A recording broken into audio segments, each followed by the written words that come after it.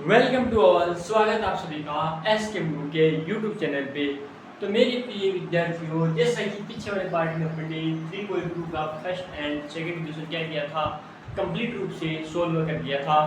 अब बारी आती है क्वेश्चन नंबर 3 की, और आज की क्लास में 3.2 अपनी क्या हो जाएगी, कंप्लीट रूप से सोल्व हो जाएगी। तो प्रत्येक क्वेश्चन को मैं आपको करवाऊंगा बढ़िया तरीके से।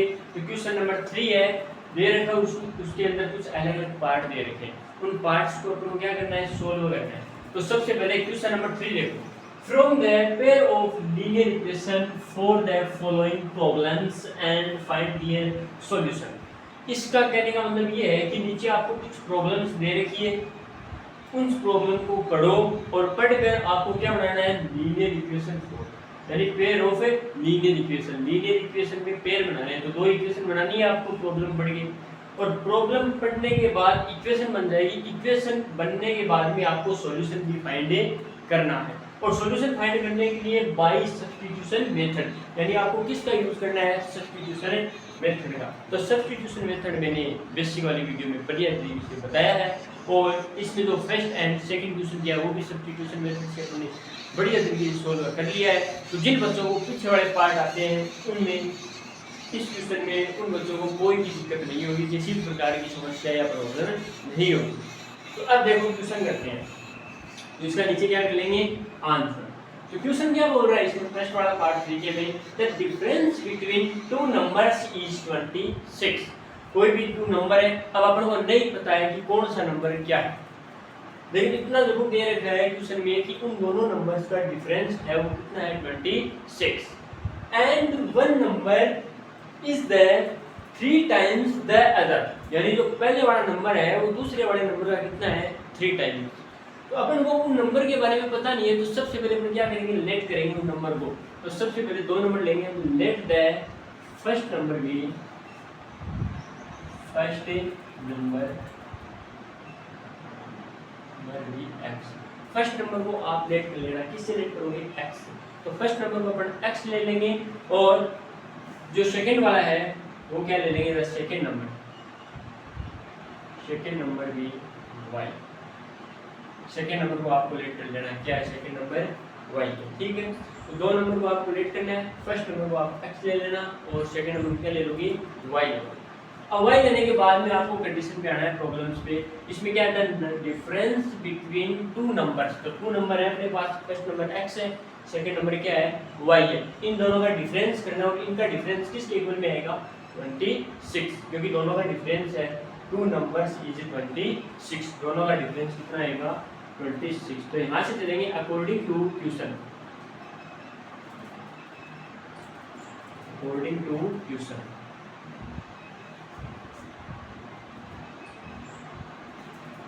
क्वेश्चन के अकॉर्डिंग चलेंगे, तो क्वेश्चन जैसे जैसे बोलेगा उस प्रकार से आपको इक्वेशंस बनानी है, टू लीनियर पेयर में बनानी है, पेयर ऑफ लीनियर इक्वेशन। तो दो लीनियर इक्वेशन बनेगी, तो सबसे पहले लीनियर इक्वेशन यहाँ तक भी बढ़ जाएगी, दोनों नंबर है उनका डिफरेंस कितना दे रखा है, 26, इसको दे देना है equation number first, okay.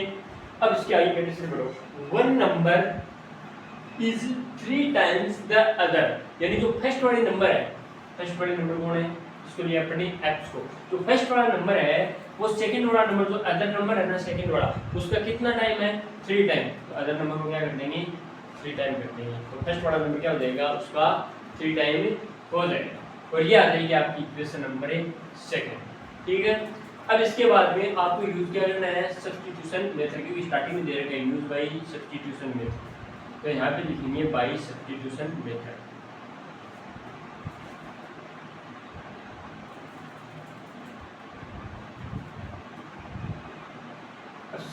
Substitution method क्या होता है उसके बारे में मैंने आपको बढ़िया तरीके से बताया। इसमें क्या होता है, कोई भी इक्वेशन दे रखी होती है दो, उनमें से एक वेरिएबल की वैल्यू आपको फाइंड कर लो, और फिर वो वैल्यू है वो दूसरे के अंदर क्या कर देंगे, पुट कर देंगे, अप्लाई कर देंगे। तो आपको तो डायरेक्टली दे रखी है, x की वैल्यू क्या दे रखी है, 3y। अब इक्वेशन सेकंड की जो वैल्यू है वो इक्वेशन फर्स्ट में क्या कर देंगे, पुट कर देंगे। तो यहाँ पे लिख सकते हैं equation first putting equation second. Equation first है, सॉरी इक्वेशन सेकंड, जो सेकंड वाली वैल्यू वो किस में पुट करेंगे, फर्स्ट में पुट करेंगे, ठीक है। तो सेकंड की वैल्यू को फर्स्ट में पुट करेंगे तो x की वैल्यू क्या लेनी है आपको 3y लेनी है। तो जहाँ पे इक्वेशन फर्स्ट में x दिखाई दे रहा है वहाँ पे क्या रख लोगे यहाँ पे 3y। तो यहाँ पे क्या आ जाएगा x की जगह 3y, फिर आगे माइनस का y इक्वल में 26। 3y में से y को माइनस करोगे तो कितना आएगा 2y इक्वल में 26 और y की वैल्यू फाइनली क्या आ जाएगी 26 अपॉन में 2। ये 2 मल्टीप्लाई में ताकि वैल्यू किसमें चला जाएगा डिवाइड में, और y की वैल्यू क्या आ जाएगी 2 का डिवाइड दोगे तो 13 आ जाएगा। अब बताओ एक नंबर आ गया आपके पास, y की वैल्यू आ गई और y की वैल्यू आ गई तो इस वैल्यू को आपको इक्वेशन सेकंड में क्या कर देना है पुट कर देना है। तो यहाँ पे लिख सकते हैं इसके आगे स्टेप बना के y इक्वल में 13 put in equation second. Equation second में y की वैल्यू पुट करोगे y की जगह तो आपको x की वैल्यू क्या आ जाएगी मिल जाएगी। तो x इक्वल में 3 इंटू y की जगह क्या रख देंगे हम 13, तो पीछे सॉल्व किया तो x की वैल्यू फाइनली क्या आ जाएगी तो 13 को 3 से मल्टीप्लाई कर देना, कितना आ जाएगा 39। तो x की वैल्यू आ जाएगी 39 और y की वैल्यू कितनी आ जाएगी 13 आ जाएगी। और यही आपको क्या करने थे फाइंड करने थे। तो नीचे लिख देना the first number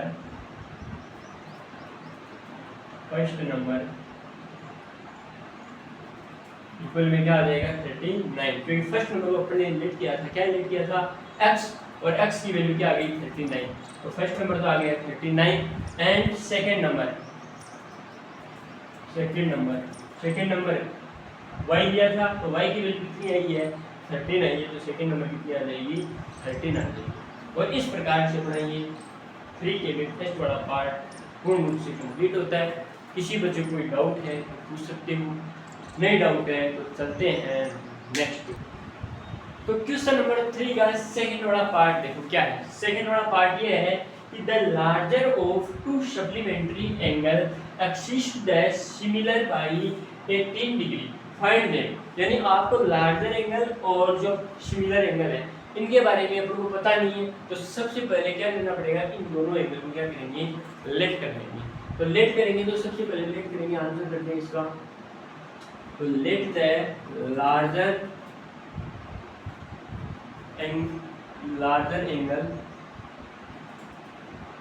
angle be x.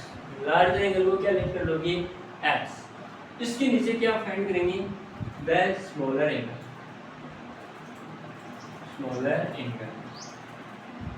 Angle be y. तो देखो लार्जर एंगल को क्या ले लोगे x और स्मॉलर एंगल को क्या ले लोगे y। अब ये दोनों लेट करने के बाद में हम क्वेश्चन के अकॉर्डिंग चलेंगे, according to question.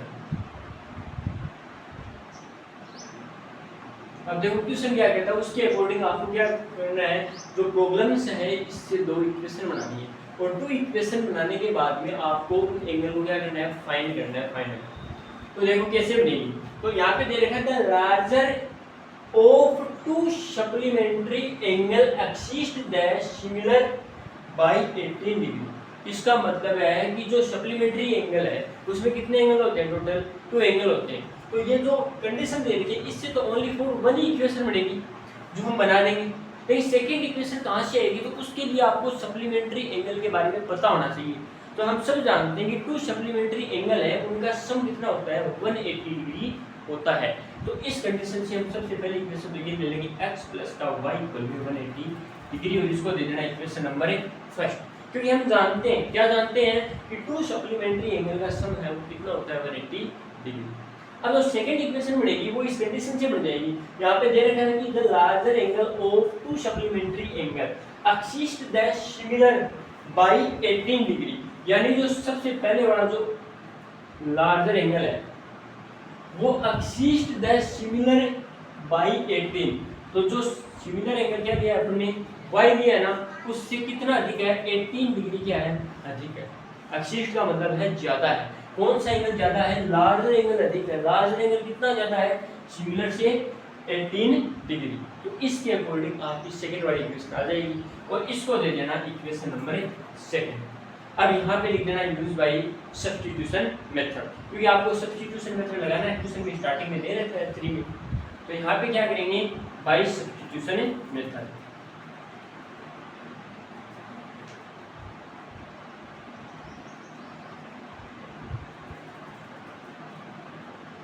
Substitution substitution method के अकॉर्डिंग क्या होता है, दोनों इक्वेशन में से एक वेरिएबल की वैल्यू फाइंड कर लेते हैं और फिर उसको दूसरी में क्या कर देंगे, अप्लाई पुट कर देंगे। ठीक है, पुट करने पर आपको एक वेरिएबल की वैल्यू पता चल जाएगी और उस वेरिएबल की वैल्यू दूसरी में अप्लाई करेंगे तो दूसरा वेरिएबल भी आ जाएगा।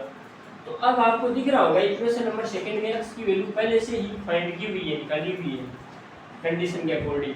तो यहाँ पे डायरेक्टली लिखना equation 2 put in equation first.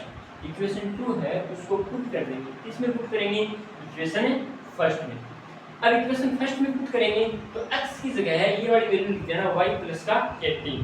तो यहाँ पे आ जाएगा y प्लस का 18 प्लस में y है ये और इक्वल में कितना आ जाएगा 180 डिग्री। अब आप देख रहे हो y में y को ऐड करेंगे कितना आ जाएगा 2y, 180 अपनी जगह ऐसा का ऐसा, इधर 18 इसको जैसे आगे भेजेंगे तो माइनस का हो जाएगा 18। ठीक है, अब यहाँ से 2y इक्वल में 180 में से 18 को माइनस करेंगे तो कितना आ जाएगा 162 और यहाँ से y की वैल्यू फाइंड करेंगे तो 162 डिवाइड में चला जाएगा ये 2, क्योंकि इधर मल्टीप्लाई में था कि इसमें जाएगा डिवाइड में और इसका डिवाइड इसमें लगाएंगे तो y की वैल्यू फाइनली कितनी आ जाएगी 81 टाइम चला जाएगा। तो y को क्या माना अपने स्मॉलर एंगल, तो स्मॉलर एंगल कितना आ जाएगा अपना 81 डिग्री। एंगल हमेशा डिग्री में होता है क्योंकि एंगल को मेजर करने की यूनिट क्या होती है आपकी डिग्री होती है, इसलिए एंगल के ऊपर डिग्री लगाना है। ओके, अब इसके आगे देखो एक वैल्यू आगे तो यहाँ पे लिखेंगे y इक्वल में 81 degree put in equation second. जो y की वैल्यू 81 आई है उसको किस में पुट कर देंगे, सेकंड में पुट कर देंगे। तो यहाँ पे x इक्वल में y की जगह आ जाएगा 81 प्लस का 18, तो दोनों डिग्री में आ जाएंगे। तो x इक्वल में 81 में 18 को ऐड करेंगे तो 8 और 1 9 और 8 और 1 9, तो 99 डिग्री आ गई। दोनों वैल्यू आ गई। अब लिख देंगे जो बात लेट की थी, लार्जर एंगल है तो द लार्जर एंगल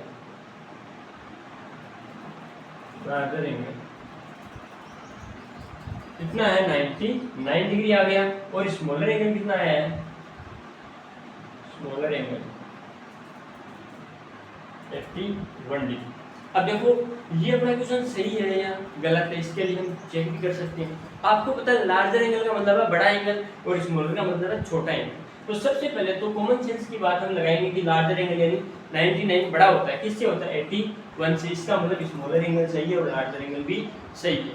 दूसरा चेक कैसे करेंगे ये दोनों सही है, तो आप ये जानते हो कि जो सप्लीमेंट्री एंगल है उन दोनों का सम कितना होता है 180 होता है। तो इन दोनों का सम करो, इनको ऐड करो, ऐड करोगे तो दोनों का सम कितना आएगा 180 डिग्री। से ऐड करके देख सकते हो दोनों 80 डिग्री आ जाए, इसका मतलब जो एंगल अपन ने फाइंड किए वो क्या किए एकदम सही फाइंड किए। तो इस प्रकार से इसका ये सेकंड वाला पार्ट भी पूरा क्या हो जाता है कंप्लीट रूप से सॉल्व हो जाता है। अब देखो क्वेश्चंस को करना इजी है क्योंकि आगे से जो देखो सब्स्टिट्यूशन मेथड है जो मैंने आपको स्टार्टिंग में बता दिया था, तो आगे तो नॉर्मल क्वेश्चन ही पड़ गया फर्स्ट और सेकंड की तरह। मेन बस इसमें इतना ही है कि ये लैंग्वेज पढ़नी है और इन लैंग्वेज से ये 2 इक्वेशंस बनानी है फर्स्ट की और सेकंड की। अगर ये दोनों इक्वेशन बनानी आने लग गई तो उसके आगे क्वेश्चन पूरा क्या हो गया सॉल्व हो गया, कुछ नहीं है पूरे क्वेश्चन। ठीक है, अब चलते हैं इसके नेक्स्ट पार्ट। तो देखिए दोस्तों थर्ड वाला पार्ट इसका देखो क्या बोलता है। थर्ड वाले क्वेश्चन को हम सॉल्व करेंगे। इसके थर्ड वाला पार्ट है the coach of A cricket team. अब आपको पता है जो भी क्रिकेट टीम होती है उन सब में कोच होता है जो उनको ट्रेन करता है ना।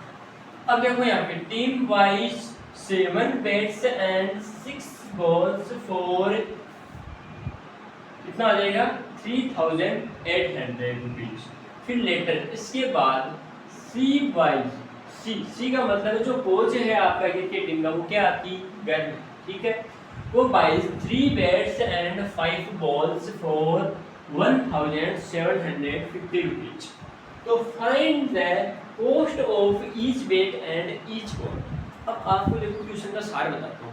एक कोच है क्रिकेट टीम का, वो 7 तो बैट एंड 6 बॉल इनको क्या करता है कॉस्ट करता है खरीदता है, ठीक है। कितने रुपए में खरीदेगा ये 3800 रुपए में खरीदेगा। उसके बाद में वह 3 बैट और 5 बॉल ये कितने में कॉस्ट करता है 1750 रुपए में। तो find the cost of each bat and each ball. अब देखो कोच है, ये इतने सारे बेट और बॉल लेके तो आ गया, लेकिन पता नहीं कि कौन सा कितने रुपए का, कौन सा कितने का है। तो ईच का अपन को निकालना पड़ेगा। तो ईच का फाइंड करने के लिए पता है क्या आपको कि ईच बेट की वैल्यू क्या है, ईच बॉल की वैल्यू क्या है। एक बॉल और एक बेट, इनकी वैल्यू पता है क्या? नहीं पता ना। नहीं पता है तो क्या करेंगे, सबसे पहले उनको लेट करेंगे। तो लेट करने के लिए यहाँ पे लिख लेना आंसर में let the cost of one bat की कॉस्ट है वो कितनी हो जाएगी, x रुपए। ठीक है, वन बेट की कॉस्ट को अपन को लेट करना है x रुपए, क्योंकि हम नहीं जानते हैं कि वन बेट कितने रुपए का। अब इसी के according the cost of one ball की वैल्यू भी हम नहीं जानते हैं कितने रुपए की, उसकी वैल्यू ले लेंगे y रुपीज। ठीक है, अब सेम ले नहीं सकते क्योंकि आपको पता है कि जो बेट है वो थोड़ा ज़्यादा पैसे का आता है, यानी महंगा आता है, और बॉल क्या आती है, थोड़ी कम आती है। तो उसके अकॉर्डिंग आपको अलग अलग मनी मान लेनी है। ठीक है, अपन रुपीज में ले लेंगे एक्स एंड वाई। अब कितना आएगा वो देखेंगे।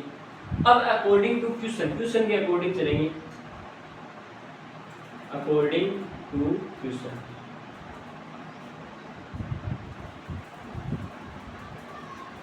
तो देखो क्वेश्चन के अकॉर्डिंग चलेंगे, तो क्वेश्चन के अकॉर्डिंग देखोगे तो वन बेट की वैल्यू यानी कितने हैं, x रुपए में आता है, और वन बॉल है वो कितने रुपए में आती है, y रुपीज में आती है। ठीक है, तो स्टार्टिंग में देखेंगे उसकी स्टार्टिंग में वह बाई क्या करता है, बाई 7 बेट। तो वन बेट की कॉस्ट कितनी है, x रुपए, तो 7 बेट की कितनी हो जाएगी, 7x and 7 ball, one ball की कितनी है, y रुपीज कॉस्ट, तो 6 की कितनी हो जाएगी, 6y।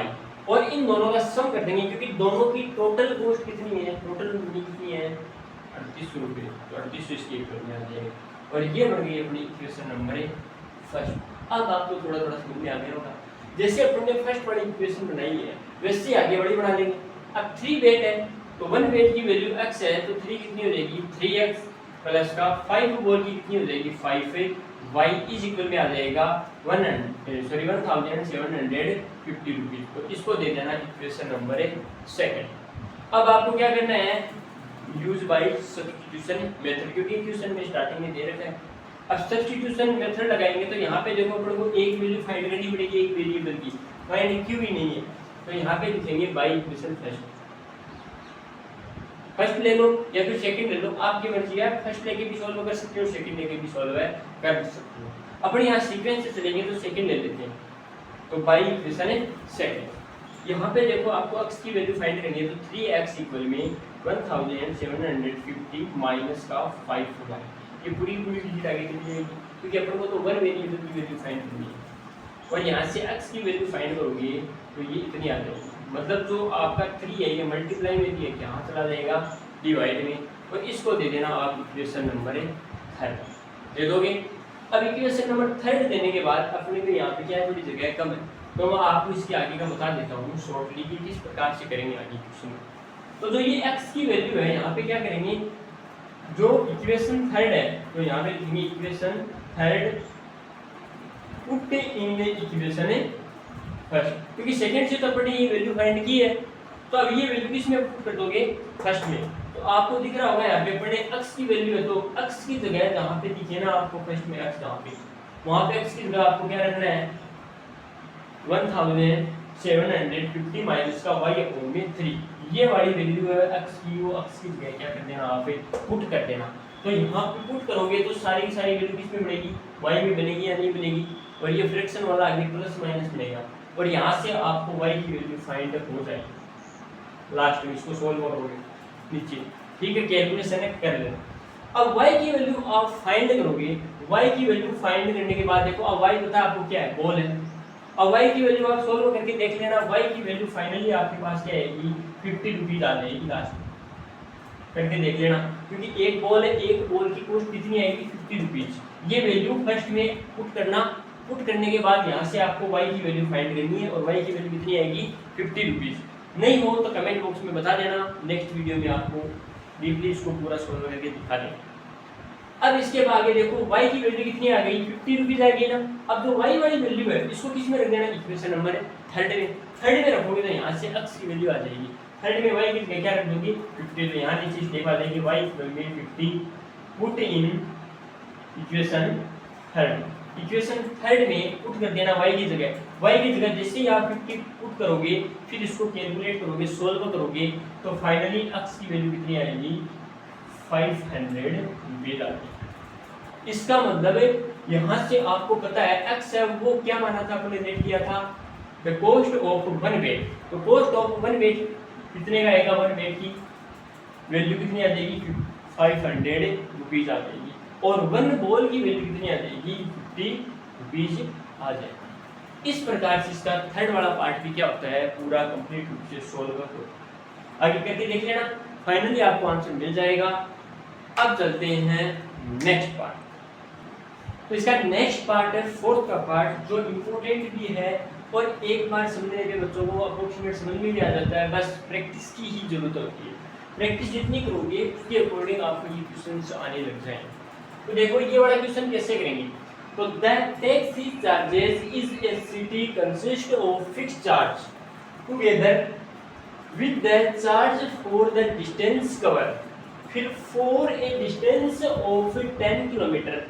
यानी इसमें ये बोल रहा है कि जैसे एक टैक्सी वाला है, अब सिटी के अंदर हम जाएंगे तो टैक्सी चार्ज करेगा, तो एक फिक्स किलोमीटर के अंदर चार्ज रहता है, भाई इस एरिया में जाओगे तो आपके इतने ही पैसे लगेंगे, वो आपका फिक्स चार्ज रहेगा। फिर इससे ज़्यादा आप बाहर जाओगे तो आपका पर किलोमीटर पे पेमेंट लगना स्टार्ट हो जाएगा उसके अकॉर्डिंग। तो अब देखो फिक्स चार्ज तो सिटी के अंदर कवर करेगा, तो जैसे हम आपको एक डायग्राम के माध्यम से बताना चाहूँगा, जैसे ये सर्किल है, इसमें मान लो अपने यहाँ पे है और इसमें ये वाला टैक्सी वाला है, ये बोलेगा कि इस बाउंड्री के इधर तक जाओगे तब तो आपका फिक्स चार्ज लगेगा, और इससे बाहर आप जितने किलोमीटर चलोगे पर किलोमीटर, तो पर किलोमीटर के अकॉर्डिंग आपके बीज मनी लगेंगे एक्स्ट्रा। तो एक्स्ट्रा चार्ज लगाने के लिए सबसे पहले आपको फिक्स चार्ज का और एक्स्ट्रा चार्ज का पता नहीं है पर किलोमीटर का, तो उसको लेट करेंगे। तो आंसर करने के लिए लेट द फिक्स चार्ज भी x रुपीज। फिक्स चार्ज को आप लेट कर लेना, क्या लेट कर लोगे x रुपीज, और यहाँ पे चार्ज कर लेना चार्ज फॉर पर किलोमीटर, पर किलोमीटर के लिए चार्ज आप लेट कर लेना y रुपीज।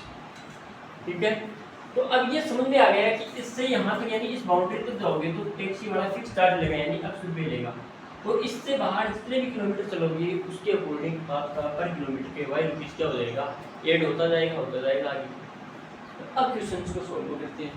तो यहाँ पे आपको तो मेन क्या है, दो इक्वेशन बनानी है, दो इक्वेशन बनने के बाद में आगे दिक्कत नहीं आने वाली है। तो अकॉर्डिंग टू क्वेश्चन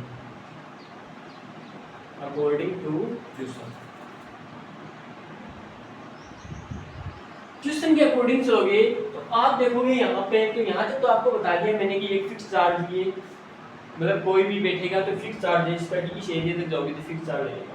उसके आगे वो डिस्टेंस कवर करता है, कितनी कवर करता है, for a distance of 10 kilometre. जब है 10 किलोमीटर डिस्टेंस एक्स्ट्रा क्या करता है, मतलब डिस्टेंस कवर करता है, तो the charge paid is 105 rupees. तो आपको पता है पहली कंडीशन से x यानी फिक्स चार्ज है, इतनी डिस्टेंस वो कवर कर ही रहा है, उसके अलावा वह 10 किलोमीटर और कवर कर रहा है, तो 10 किलोमीटर पर किलोमीटर का कितना रुपया लगेगा, y रुपया। तो 10 किलोमीटर के कितने रुपये लग जाएंगे, 10 y रुपीज, और इन दोनों का कुल मिला के उसको कितना पे करना पड़ेगा आपको, 105 रुपीज जो भी है, तो 105 रुपीज क्वेश्चन बन गई। ये हो गई आपकी फर्स्ट इक्वेशन, समझ गए ना। उसके आगे आपको क्या दे रखा आगे, for a journey of 15 kilometre, अगर वही जर्नी वह कितनी दूर चलता है 15 किलोमीटर, तो the charge paid is 155 rupees लगेंगे। अब ये बात अपनों को भी पता भाई, अगर वो डिस्टेंस ज़्यादा कवर करेगा तो उसको पे भी ज़्यादा करना पड़ेगा, यानी उसको जो किराया है टैक्सी वाले को देना पड़ेगा, वो ज़्यादा ही देना पड़ेगा। तो यहाँ पे आपको पता है फिक्स चार्ज तो वो कवर कर ही रहा है 120, और फिर 15 है ना वो एक्स्ट्रा है ना, तो 15 देखो पर किलोमीटर पे कितना लग रहा है चार्ज, y रुपीज, तो 15 पे कितना लग जाएगा 15 y, और टोटल पे कितना लगेगा वो 155 रुपीज।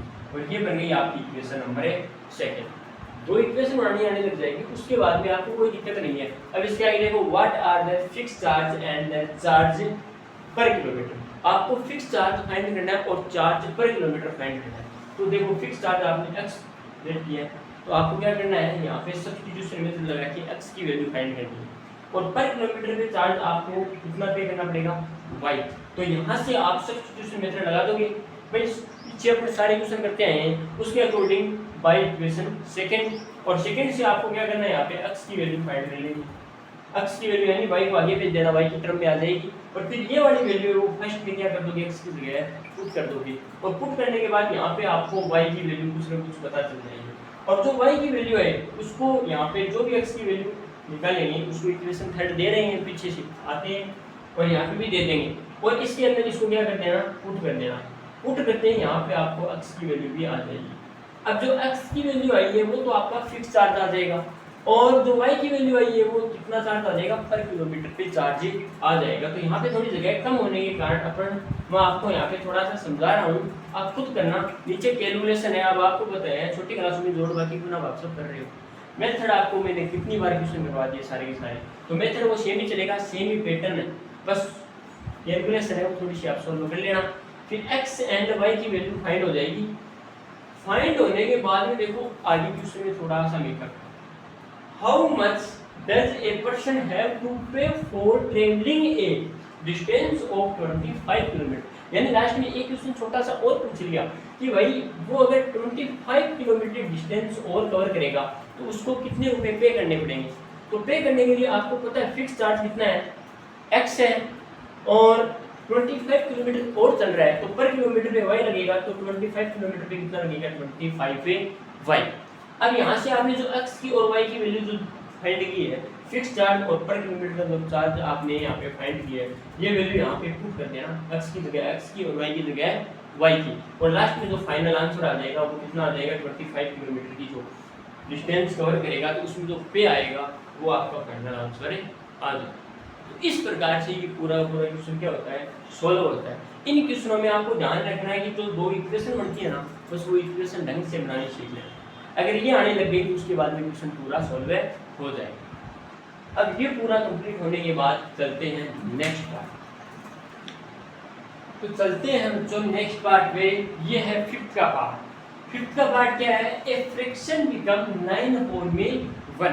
एक फ्रैक्शन है वो हमें प्राप्त होती है 9/11 की फॉर्म में। कब होगी, if 2 is added to both the numerator and the denominator. यानी उसका जो न्यूमरेटर है एंड जो उसका डिनोमिनेटर है उसके अंदर यदि हम 2 ऐड कर देंगे तो हमारे पास ये फ्रैक्शन आ जाएगी 9/11। अब इसका if 3 is added to both the numerator and denominator it becomes 5/6। अब इसके आगे बता रखा है अगला कि इसका जो न्यूमरेटर है एंड जो डिनोमिनेटर है उसके अंदर यदि हम ये 3 ऐड करेंगे तो फ्रैक्शन क्या मिलेगी, 5/6।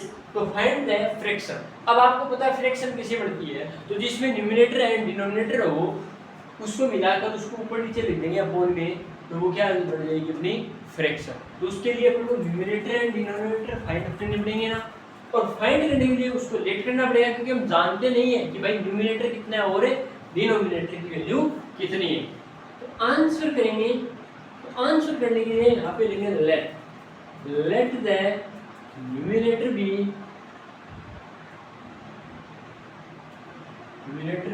x। न्यूमरेटर को लेट कर लेना x एंड डिनोमिनेटर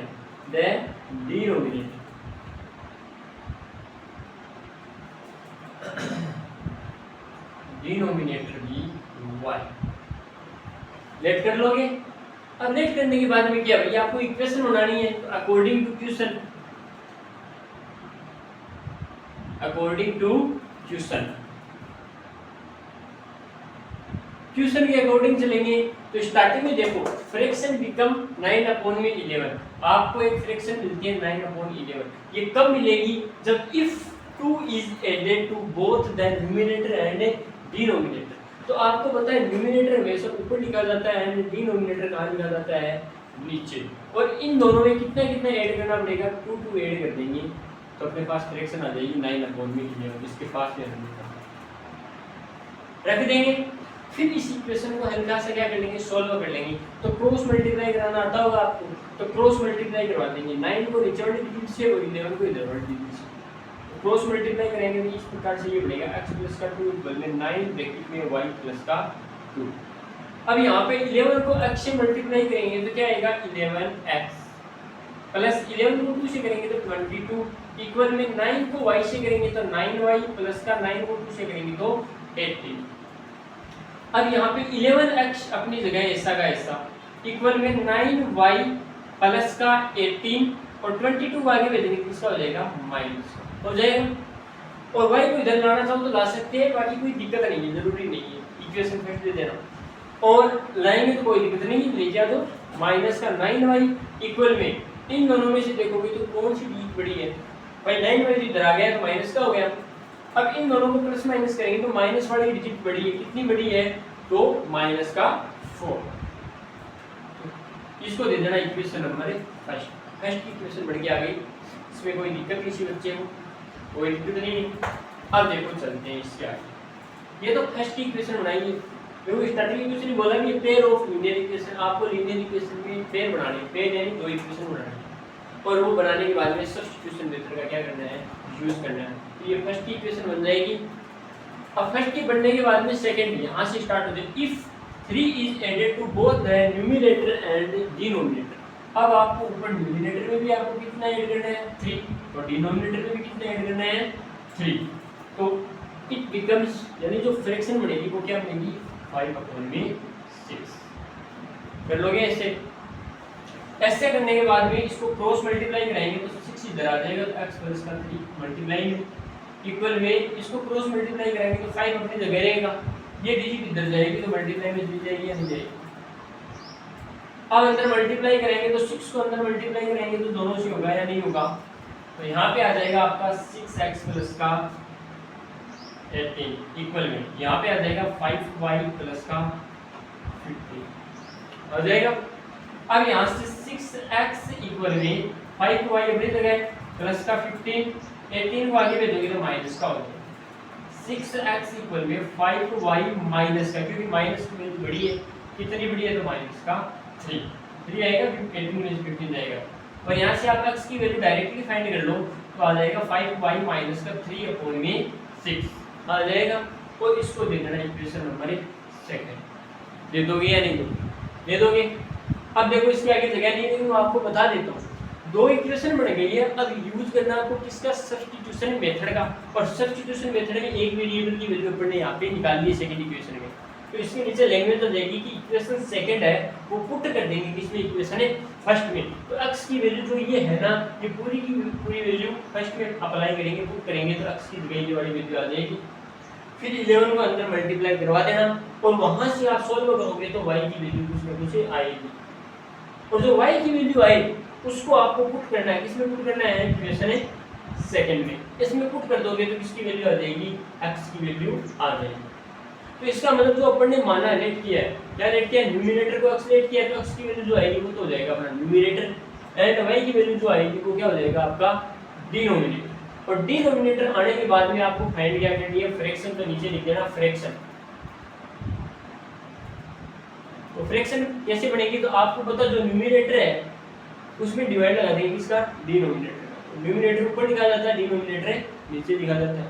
अब यहाँ पे जो आपने x एंड y की वैल्यू फाइंड की है वो वैल्यू आप यहाँ पे अप्लाई करते हैं तो ये क्या बन के आ जाएगी, फ्रैक्शन। तो इसके आगे कुछ नहीं है, मेन काम इतना ही, आपको टू इक्वेशन बनानी जो मैंने बनानी सिखा दी। अब ये इक्वेशन बनाने के बाद में सब्स्टिट्यूशन मेथड लगाते आ रहे हैं पीछे से, तो इसमें नहीं लगा सकते, क्या बताओ। और सब्स्टिट्यूशन मेथड लगाने के बाद में फ्रैक्शन डायरेक्टली आ जाएगी। तो इस प्रकार से अपना ये वाला पार्ट भी क्या होता है, कंप्लीट होता है। चलते हैं नेक्स्ट पार्ट।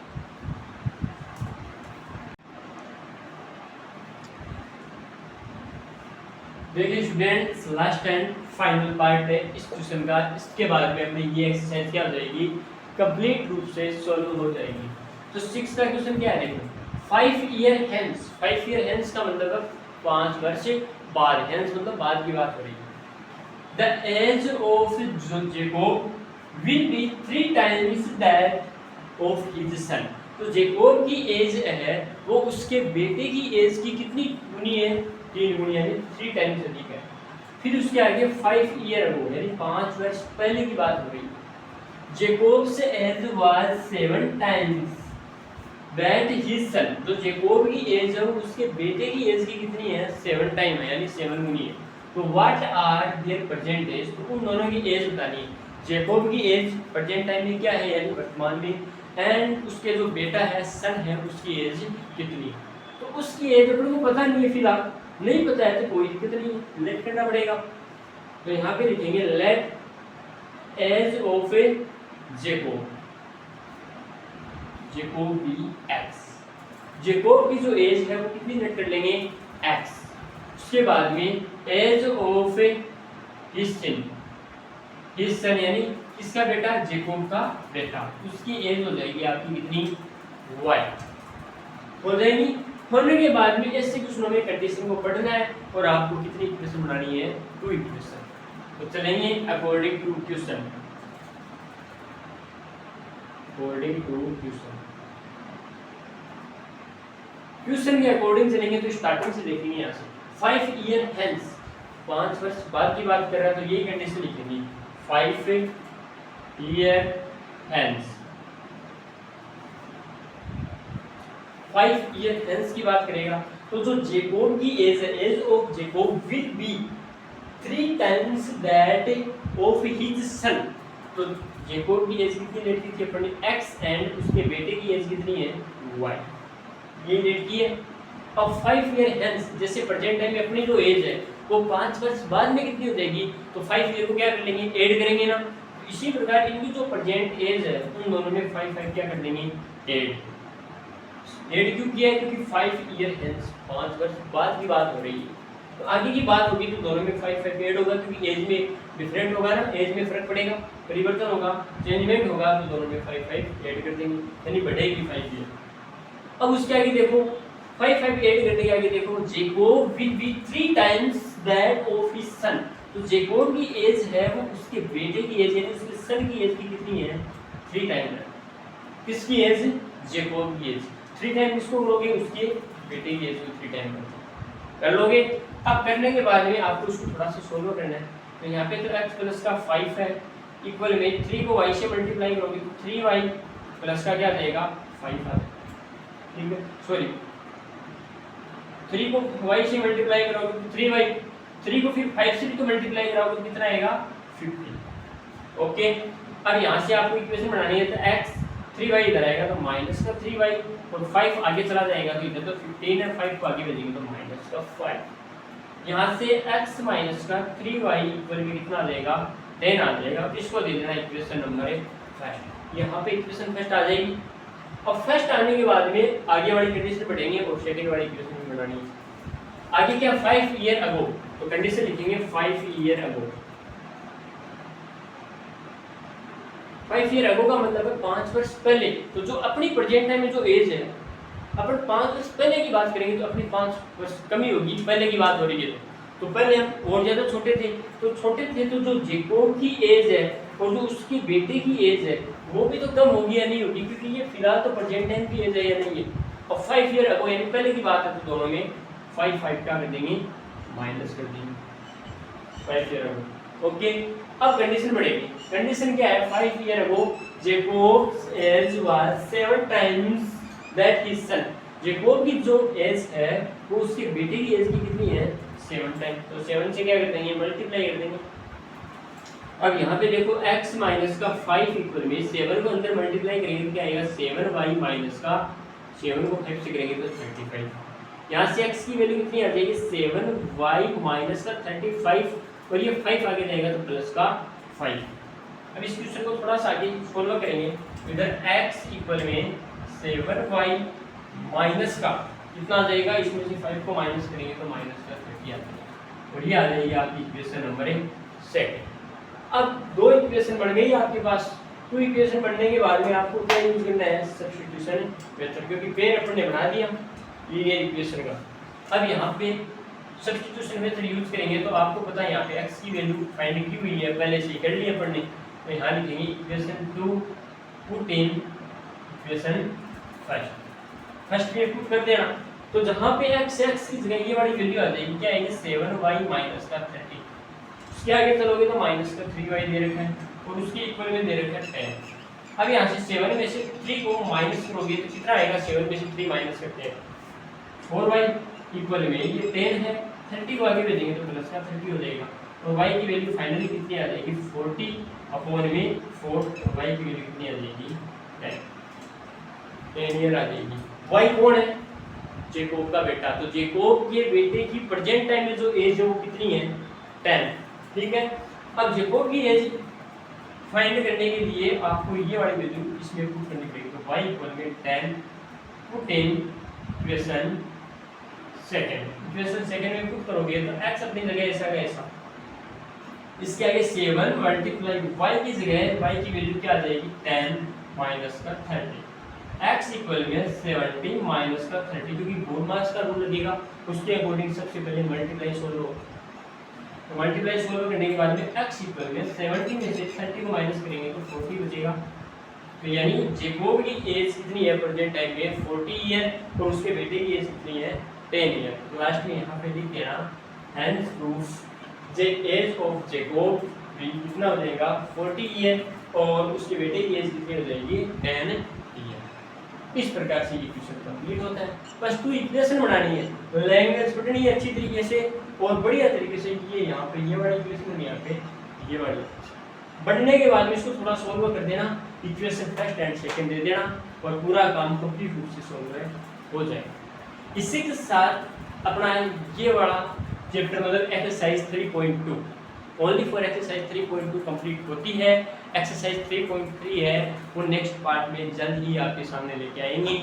इतनी देर के लिए खुश रहिए, मुस्कुराते रहिए, नेक्स्ट टाइम पे मिलेंगे हंसते खेलते। ओके, धन्यवाद।